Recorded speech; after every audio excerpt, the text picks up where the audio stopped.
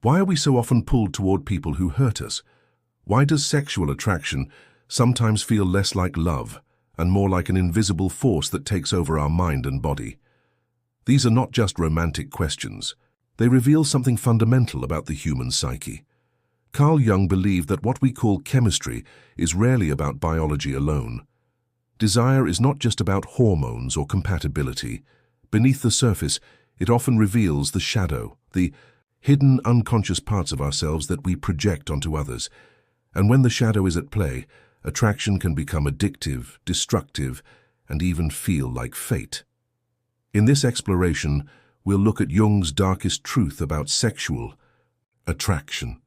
We'll uncover how the shadow shapes our desires, why obsession so often repeats our deepest wounds, how attraction can be weaponized as power, and finally, how we can break the cycle and transform desire into something conscious and freeing.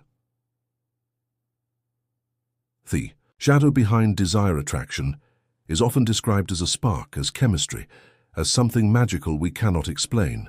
Biology gives us part of the answer. Dopamine floods the brain when we feel desire. Oxytocin binds us during intimacy. Testosterone and estrogen amplify the drive. Neuroscience confirms that these chemicals can make love feel like an addiction. Yet Jung warned us that reducing attraction to hormones alone misses the most important layer. For Jung, desire is also a psychological event. When we feel an overwhelming pull towards someone, it is often because they embody our anima or animus, the unconscious image of the opposite sex that we carry inside. These inner figures are shaped in childhood by our earliest experiences of love and rejection. They hold emotions we never processed, needs we never met, and traits we never developed. So when we meet someone who mirrors this hidden figure, the psyche reacts with intensity. The rush of attraction is not only about them, it is about us. We do not simply fall for the person in front of us, we fall for the reflection of our own unconscious. That is why it feels electric, consuming, even mystical. It is not magic, it is projection. But projection does not come without a cost. Obsession and repetition. When attraction is fueled by projection, it often becomes obsession. It bypasses logic and common sense. You may know that someone is emotionally unavailable, even harmful, yet the pull is irresistible. Freud described this phenomenon as the repetition compulsion, the tendency to recreate past trauma in the hope of rewriting it. Jung agreed, but emphasized that the unconscious does not seek happiness, it seeks wholeness. Take the man raised by a cold, distant mother. He grows into adulthood and finds himself magnetically drawn to women who withhold affection. Rationally, he knows this is destructive, but unconsciously he is trying to win the love he was denied as a child. Each new relationship is an attempt to repair an old wound. Yet the more he chases it, the deeper the wound grows. Women often experience a parallel pattern. A woman who grew up equating love with struggle may repeatedly fall for emotionally unavailable men. Attachment theory, pioneered by John Bowlby and Mary Ainsworth, shows how inconsistent love in childhood wires the nervous system to associate uncertainty with passion. When affection is withheld, attraction spikes, not because it is healthy, but because it feels familiar. This is why obsession feels so powerful. You are not simply desiring a person, you are desiring resolution.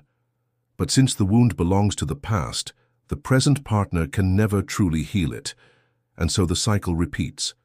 But what happens when these unconscious dynamics are not only played out but also exploited?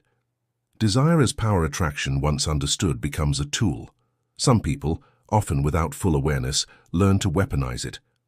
They sense what another person unconsciously craves, and they reflect it back. Evolutionary psychology shows us that human beings are highly sensitive to cues of dominance, availability, and seduction.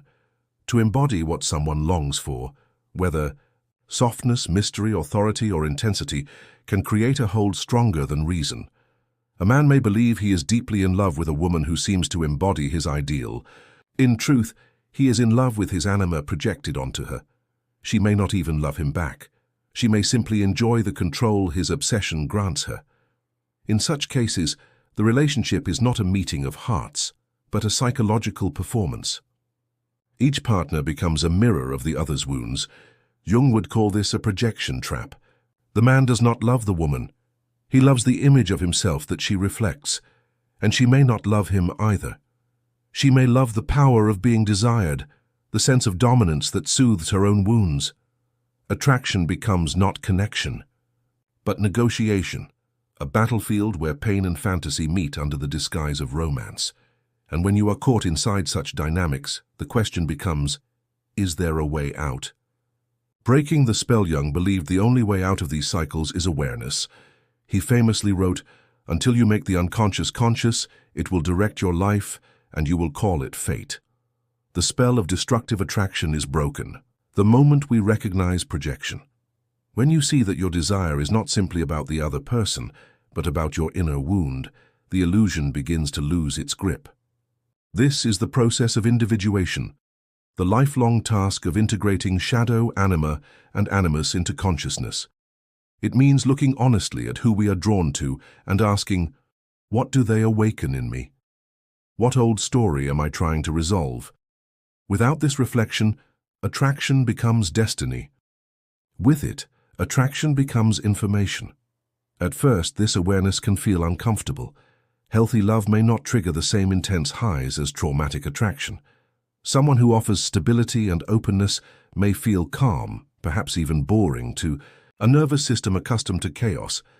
But peace is not boredom. Peace is foreign until it becomes familiar, and once it does, love shifts from compulsion to choice. The darkest truth.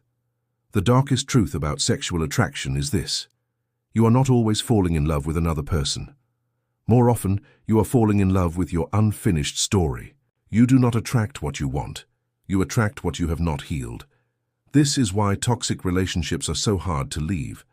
The pull is not to the person, but to the wound they represent. Desire becomes a cycle of repetition, an unconscious attempt to repair what can only be healed within. Until the wound is faced directly, it will disguise itself as chemistry, as passion, as destiny. But there is another path. Every irrational attraction is an invitation to awareness. Every painful relationship is a mirror of what still needs integration. Jung's warning was not to fear desire, but to question it. To ask, is this love, or is this my shadow calling? Am I drawn to this person or to the ghost of my past? When you dare to answer those questions, desire transforms. It stops enslaving you and starts guiding you toward wholeness. Love ceases to be a battlefield and becomes a conscious choice. And in that moment, the shadow no longer rules you. You integrate it, and you are free. Carl Jung showed us that desire is not always a gift, but sometimes a mirror of our deepest wounds. When you see this, you stop mistaking obsession for love and begin to choose with awareness.